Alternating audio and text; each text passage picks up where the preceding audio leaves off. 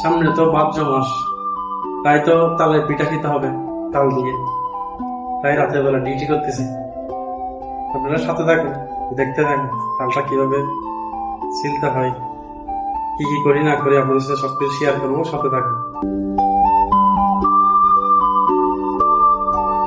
ফ্রিতে খেতে কতই না মজা, কিন্তু কাজ করে খেতে জান বের হয়ে যায়। দেখুন এটা ছিলতে আমার কি কষ্ট হচ্ছে। কখন যে তালের পিঠা খাবো, তালটা ছুলতে গিয়ে দেখে লোক লাগছে, মন চাচ্ছে যেন খেয়ে নি। আর তো গ্রামের কথা কি বলবো, পাগল হয়ে যাচ্ছে, শুধু খেতে মন চাচ্ছে। আপনাদের কার কেমন লাগছে জানাবেন।